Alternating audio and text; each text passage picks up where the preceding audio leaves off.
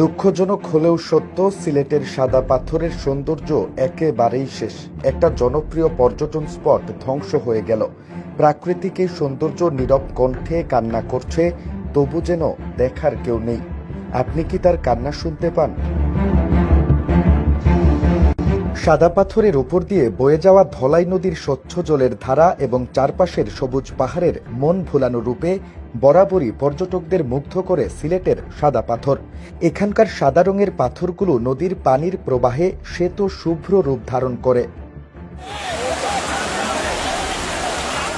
সূর্যের আলোতে সাদা পাথরগুলো এক জ্বলজ্বলে সোনালি আভা ছড়ায়, যা পর্যটকদের মনে এক অদ্ভুত মায়া সৃষ্টি করে। তবে সিলেটের কোম্পানীগঞ্জ উপজেলার বিখ্যাত পর্যটন কেন্দ্র সাদা পাথরের এই মন ভোলানো রূপ এখন আর নেই। সেই সাদা পাথরের রাজ্য পরিণত হয়েছে এক নিষ্প্রাণ বিরান ভূমিতে। গত বছরের জুলাই আগস্টে দেশের রাজনৈতিক প্রেক্ষাপটে বড় ধরনের পরিবর্তনের পর প্রশাসনিক কাঠামো কার্যত ভেঙে পড়ে। এই সুযোগে 5 আগস্ট থেকেই সাদা পাথরে ভয়াবহ লুটপাট শুরু করে পাথর খেকোরা। সেই লুটপাট এখনও চলছে। তৎকালীন কোম্পানীগঞ্জের ইউএনও আবিদা সুলতানা জানিয়েছিলেন, 5 আগস্ট থেকে সাদা পাথর এবং আশেপাশের এলাকায় লুট হয়েছে অন্তত 20 কোটি টাকারও বেশি পাথর। তবে এতদিন পাথর খেকু চক্র সাদা পাথর পর্যটন কেন্দ্রের উপরের অংশে থাকা পাথর লুট করলেও গত 2 সপ্তাহে মূল পর্যটন কেন্দ্রে গর্ত খুঁড়ে শুরু করেছে পাথর লুট। মাটি সরিয়ে গভীর থেকে তোলা হচ্ছে পাথর, ফলে ভূপৃষ্ঠে তৈরি হচ্ছে চূড়াবালি ও গর্ত, যা পর্যটকদের জন্য হয়ে উঠছে প্রাণঘাতী। একসময় যেখানে পরিবার নিয়ে ঘুরতে যাওয়া ছিল নিরাপদ, সেখানে পা রাখাও এখন ঝুঁকিপূর্ণ। পুরো এলাকা যেন এক মরণ ফাঁদ।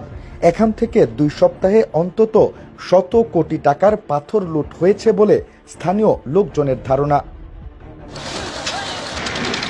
সিলেটের প্রাকৃতিক সৌন্দর্যে ঘেরা একটি গুরুত্বপূর্ণ পর্যটন স্পট ছিল কোম্পানীগঞ্জ উপজেলার এই সাদা পাথর। একসময় এটি ছিল সিলেটের পর্যটনের এক অনন্য নিদর্শন। ধলাই নদীর স্বচ্ছ জলরাশি আর এই নদী দিয়ে ভারত থেকে আসা ছোট বড় পাথরে সাজানো এই অঞ্চল হাজারো পর্যটককে মোহিত করে। তাই তো এদেশের বিভিন্ন প্রান্ত থেকে মানুষ ছুটে আসতেন এই জল, পাথর আর পাহাড়ের দেশে ঘুরে বেরিয়ে প্রকৃতির ছোঁয়া নিতে। কিন্তু এখন সেই ফুসরত আর নেই। পাথর খেকুদের কালো থাবা আর প্রশাসনের নীরব ভূমিকায় সিলেটের বুক থেকে ধীরে ধীরে মুছে যাচ্ছে বিখ্যাত পর্যটন কেন্দ্র সাদা পাথরের নাম।